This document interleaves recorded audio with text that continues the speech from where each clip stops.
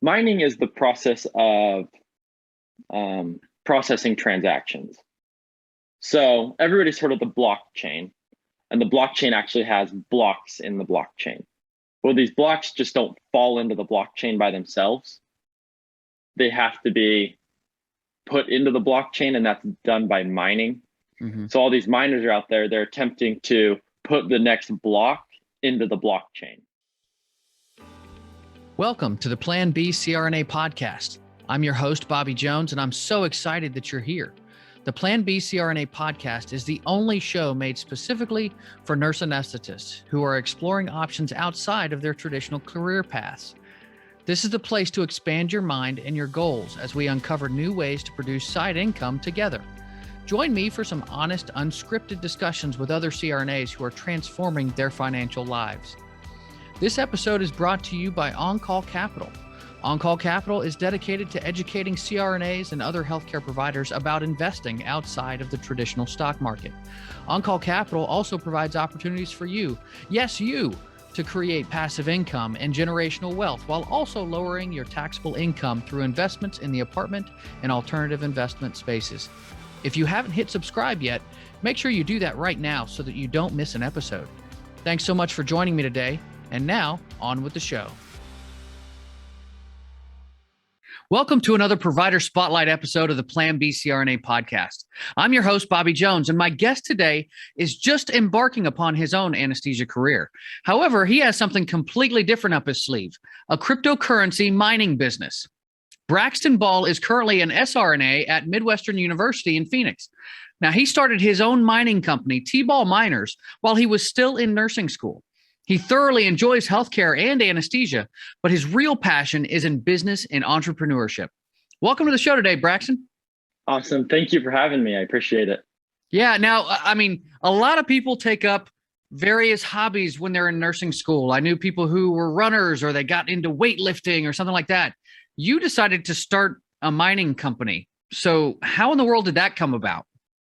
So it's kind of an interesting story how it first started is I always enjoyed the stock market. Like remember in high school, they'd have you trade like that fake stock market game where you'd have to pretend trade. Well, as soon as I could get my own account, I started doing real trading myself, and I enjoyed day trading. And that's what I did right after graduating. And in my research, Bitcoin started coming up quite a bit. And I was like, well, I know it's not a stock, but I knew almost nothing about it. So I started doing research, and I found out about the mining aspect of it. And I was like, well, this is like making a stock. Why would I buy a stock if I could just make stocks? No, knowing Bitcoin's not really a stock, but that's kind of the thought process I had. I was like, well, I guess I'll figure out what it takes to start making this Bitcoin so I don't have to buy it at a fixed price. I felt like if you bought one Bitcoin, a year later, you have one Bitcoin. If you buy a Bitcoin worth of mining equipment a year later, you're probably going to have more than a Bitcoin. So that's kind of how I decided to move down the mining path. Okay. So I assume you bought a machine and started tried it out. Okay. Yep. So tell me how that went. So when we first started, we bought a couple machines, put them in my father-in-law's shop. He had a 4,000 square foot shop. We'd had some wiring redone, and we placed these miners in there. And we knew almost nothing about them. We had like this idea of where we're going to put them in a greenhouse and we were going to exhaust the air out of a greenhouse. Well, that didn't work. Within, I think it was like an hour or two, the shop was over 100 degrees. Oh my gosh. So, and this is just with a couple miners. We had more on order. That's when we knew we had an issue, is it was already that hot and we had more coming. So we had to take out all the windows just to get it. I think we got it down to like 80 degrees with all the windows out. Oh my goodness. So that's where we started, just with a couple machines. Okay. So then how did you solve that problem then? Besides the window solution, because you obviously can't just have things open all the time. So how do you fix that problem? So what we did is we wanted to grow. So at that point, we brought on an investor, a capital investor, because it can be very expensive to start a mining company. So at that point, we actually moved to a real mining facility. So that's how we solved that issue. Is we didn't stay in the shop for very long because it couldn't sustain it.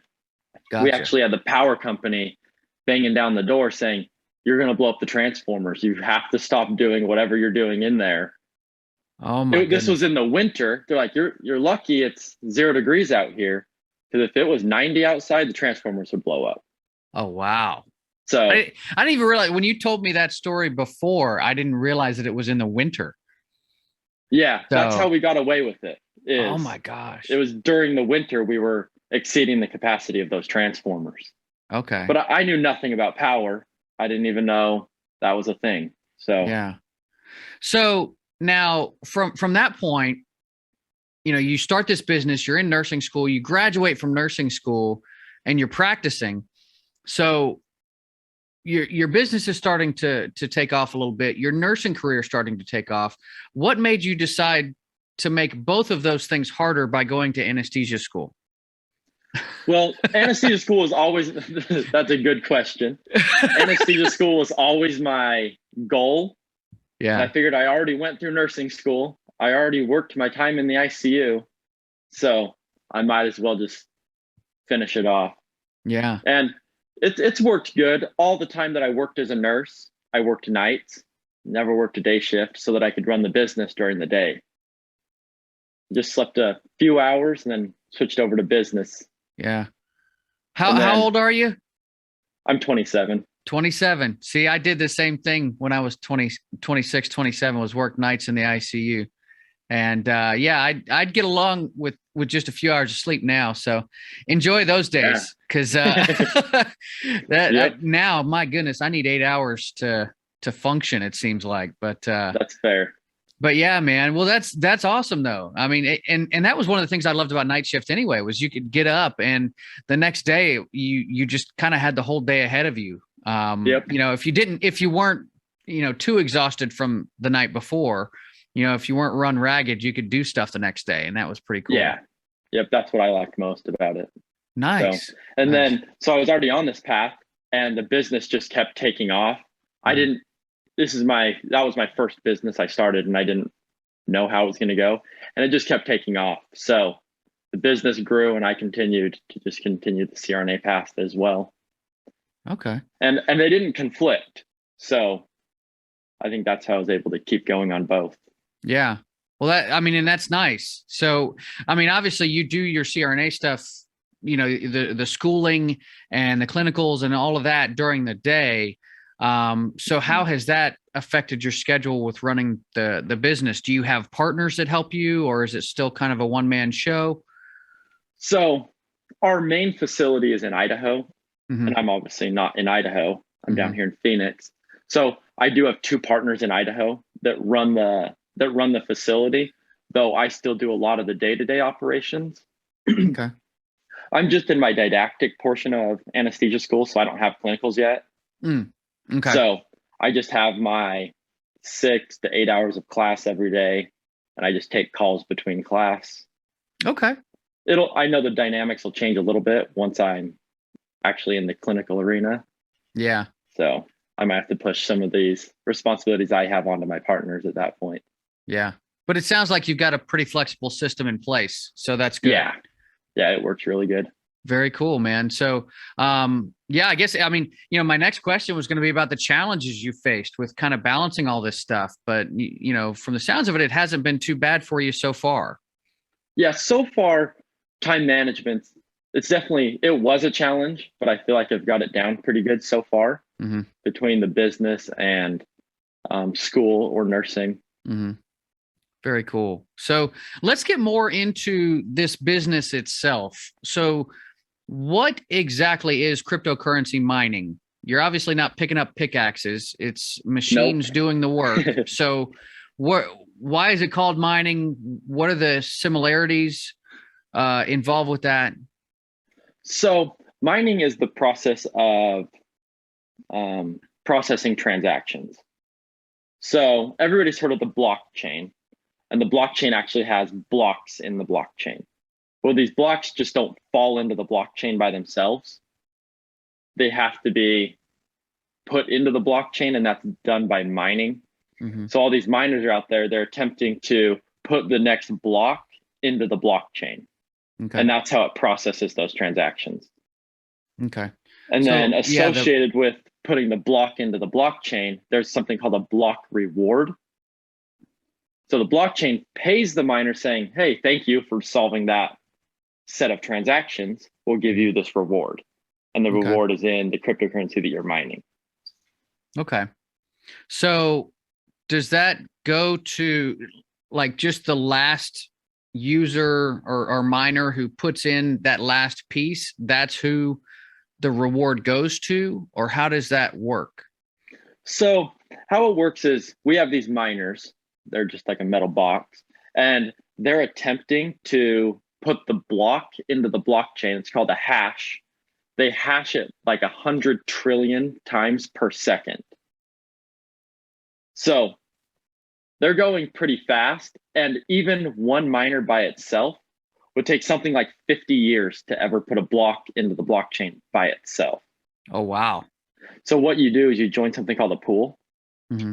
and it's all these miners that have put their computing power together, and they're all hashing, trying to solve that block. And then whoever solves it then divides the reward among everybody that was helping. Okay. So it enables you to get paid multiple times every day, Mm-hmm. but then you have to divide that block reward. Okay. There are people that choose to mine by themselves, knowing it may take 50 years to ever get it, but you get the whole block reward to yourself. Yeah. Seems like it'd be better to pool it together, though. I agree. We don't have any customers not pooling. Yeah. So. Okay. So, and then when it comes to mining, there are certain coins that can be mined and certain ones that are not. What's the difference between those two? Why do some have to be mined and others not? So it comes down to the algorithm that the coin was built on. So the mineable currencies are called proof of work, because the miners are actually doing work. They're putting in work to solve those blocks. Gotcha. Versus there's other kinds. There's proof of stake, where you just hold a bunch of cryptocurrencies and it works kind of like dividends. You get paid for holding them, and that's how they're mined. It's complicated how proof of stake works, I think, compared to proof of work. But that's the big difference. Like everybody's heard of Ethereum, and Ethereum right now is proof of work. So there are people mining Ethereum to process transactions. Soon, we don't know the exact day yet, but soon Ethereum is going to be moving over to proof of stake. And the only thing that will change is how transactions are processed. Okay. So there won't be miners processing transactions anymore after they move. Okay. So then who then processes the transactions? So it's those people that are holding their currencies. So yeah. Gotcha. It's complicated. So it's a different system. It's obviously completely different. Okay. But so it's the people that are holding those cryptocurrencies in wallets, not all wallets, but in their wallets, that are going to get paid essentially for mining, but it's called staking. Okay. Well, that sounds like I'm going to have to get into another episode for that, I think. Yes. But it's a lot different than this. So you talked a little bit about the machines that were doing this. You kind of described them as a big metal box, but what is it, that the machines are doing, and are they all on, you have them on a singular network, or what does that look like when you've got these things going to work for you? Yeah. So what these computers are is they're probably like 18 inches by 6 inches, and they only have 4 parts in them. They have a control board and what's called hash boards. These hash boards have chips on them, and they're just attempting to solve that block. And these miners are called ASIC miners. They're application specific, so they only do one thing. Okay. So they don't have screens. They don't have anything like that. Yeah. And besides mining that specific currency, they can't do anything else. Okay. So like a Bitcoin miner can't mine Litecoin. It can only mine Bitcoin because that's what it was designed to do. Okay. And yeah, we just have all these miners on one giant network. We have the cybersecurity protocols in place to keep everything separated, but basically just one giant network of miners. Okay, so that's something that I didn't know, because I thought that if you bought a miner, it could mine different types of coins. Am I off base there? No, well, kind of. So okay, the details are, so each miner has an algorithm. Like for example, Bitcoin is SHA-256. Bitcoin Cash is also SHA-256. And the miners are like a Bitcoin miner, it's a SHA-256 miner. So anything on SHA-256 can be mined with that miner. Like for example, Litecoin is on the script algorithm. So that's a completely different miner, and they're not interchangeable. Okay. So what do these things cost? Obviously they can't be cheap. No, and they vary in cost depending on the algorithm. Okay. So a Bitcoin miner right now, you're about 13,000 for the newest Bitcoin miner. Okay. And there's cheaper versions and cheaper models, but we've had bad experiences with those. So we stick to the nicer models versus like a Litecoin miner. They're coming out with a new one. It should be released soon, but at least by the end of the month, I'll have a new one released. And they're upwards of 25 to 30,000 right now. Ooh. So getting up they're there. expensive. Yeah. And the price kind of goes up as the coin at mine goes up. So I don't know if you've heard of a coin called Kadena, but no, I haven't. It's a proof of work coin, and there's a miner that goes with it. And I was selling these miners for 10 to 15,000 a month ago. The coin went from like $2 to $20. Oh wow! So now these miners are 60 grand a piece. Whoa! Just because now they're making like $600 a day. Yeah.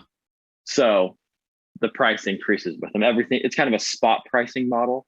Gotcha. So, that's fascinating. The price varies a lot. Okay. So how do you guys get more machines? Do you just have people like myself who come to you and say, hey, I want a Bitcoin miner, or I want such and such. I just want to mine some coins. How does that work if somebody comes to you and says, I want to buy a machine, but I want you to run it for me? Yeah. So some people come to us with specific things they want to mine. Some people say, hey, I want to mine Bitcoin. Some people say, I know nothing about mining, I just want to mine. And then some people will come and say, I want to mine something like Kadena. So it's based on what the customer wants. I would say 80% of our customers mine Bitcoin. It's the most stable, and the miners are the easiest to get for Bitcoin.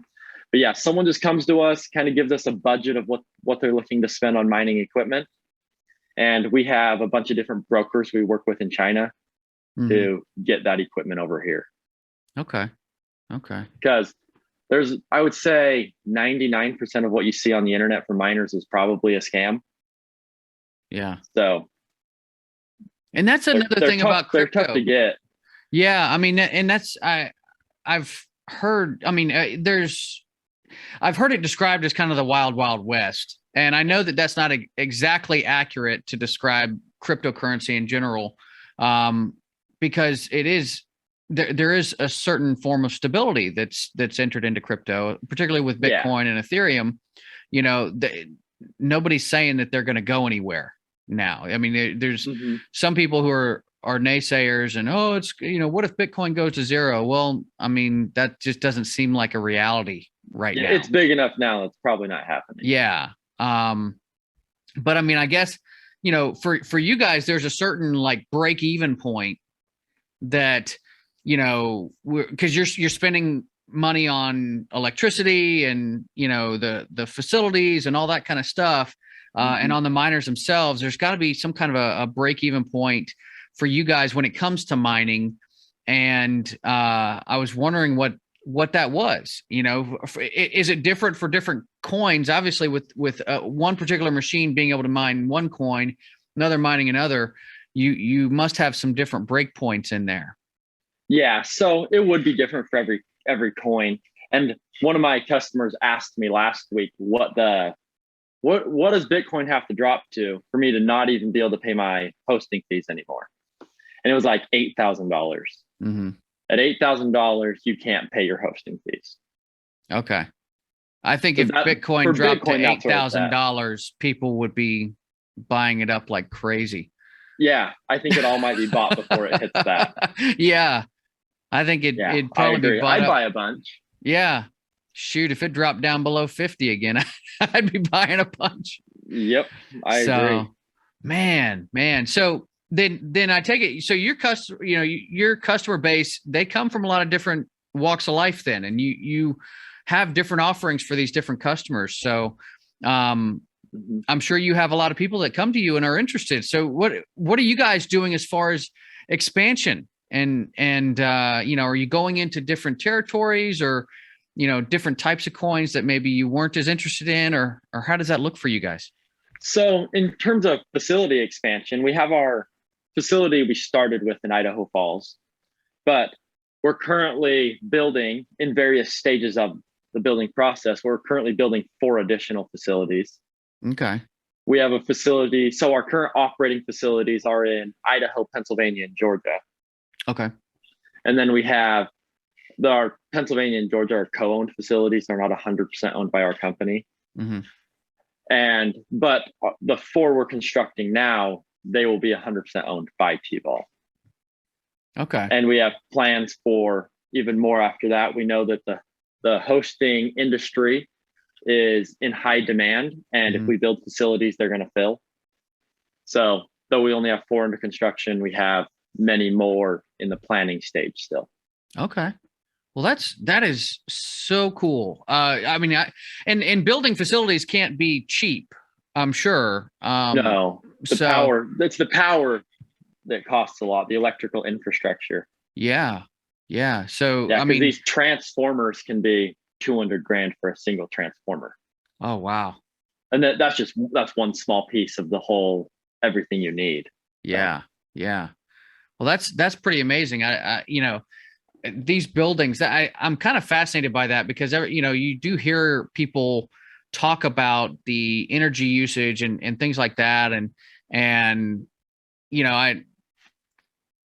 I don't know what to make of it because it does feel like, well, if we weren't using that energy for this, we'd probably be using it for something else, or it could even be wasted. I know that was kind of the idea there with some of the natural gas that's been used and stuff, that it was stuff that was going to be gotten rid of anyway, so I'd be curious to know your take on it, seeing as you're in the business. Yeah, I feel the same way as you. Is this power was going to be used somehow, either that or it's going to be bled off. Mm-hmm. But yeah, there's a big push for using green energy, and that push is more recent than all of our facilities. Mm-hmm. But luckily, our facilities are hydropower. We have a facility that's recycled coal. We have natural gas facilities. We're working on wind facilities. So not on purpose, but now it's on purpose that these facilities are going to be using more green energy. Mm-hmm. There's a higher demand for green energy mining facilities than non-green energy facilities. Very cool. Very cool. Well, yeah, it's interesting. Yeah. And that's, I think that as this whole industry grows, you're going to see changes like this happen, whether it's through regulation or just, the popular opinions coming in and saying, hey, this is what we want to see in this industry now. And we're not going to participate in this particular part of the industry without seeing these changes happen, popular demand, if you will. But Braxton, this has been a lot of fun, man. I'd love for people to be able to follow your journey and learn more about you. How can listeners do that? So we have a Facebook page, a T-Ball Miners Facebook page. We try to post all of our updates on there about current facilities, current miner offerings. That's where we try to keep most of our updates, that and our LinkedIn page. Very cool. Very cool. Well, we'll post that in the show notes so that people can get a hold of you. And yeah, man, it sounds like you've got quite an exciting path ahead of you. So it's fun. It's a lot of fun. Yeah. So Any last thoughts before we head out here? Anything you'd like to leave our listeners with? One thing is, if you haven't invested in crypto, it's probably because you haven't researched crypto. I think they say that if you actually do a thorough research on Bitcoin, there's like 100% chance you're going to buy. Mm-hmm. So if you don't have any money in the cryptocurrency market, take a hard look at it. I personally believe this is where the future is going. So that's, I think, is an important piece. Yeah. Well, and then to anyone else out there looking to start a plan B, go for it. Yeah. I love it, man. I think you're the only one holding yourself back. My wife is currently working on starting a side business. And I always tell her, people are looking for a way to spend their money. You just have to be able to provide a good service that people want, and the people come. Yeah. So I think you're the only one holding yourself back. I love that. I love that idea that, hey, people are looking to spend their money, like they want to put their money with trustworthy people who are providing value to their lives. So no, man, that's fantastic advice. I really appreciate that. So, well, hey, thanks again for joining me, Braxton, and best of luck. Yeah. Best of luck to you, man. Perfect. I appreciate it. This is fun. Braxton may be a young guy, but he is light years ahead of most of us when it comes to his mindset around side income. If anything, he showed me that there's no reason to wait before starting your own plan B. In fact, the earlier you start, the better. And since he's already created his own successful business, he's going to be able to pursue his anesthesia career after graduation on his own terms, not someone else's. That's a powerful tool that most providers simply don't have at their disposal. Now, if you've ever read Motley Fool Rule Breakers mantra, it's in their old investment guide from around 20 years ago. The first rule of choosing a stock is to find a top dog and first mover in an important emerging industry. Now, I can't help thinking about this when I learn the stories of CRNAs finding success on the side. So often they're already working in important emerging industries, taking advantage of that first mover status.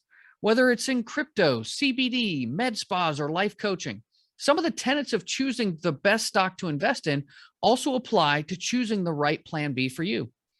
Maybe I need to do a rabbit hole on that concept. For now, that's going to do it for this week's show. Until next time, be safe and take care of each other out there. Thank you so much for joining me for another episode of the Plan B CRNA podcast.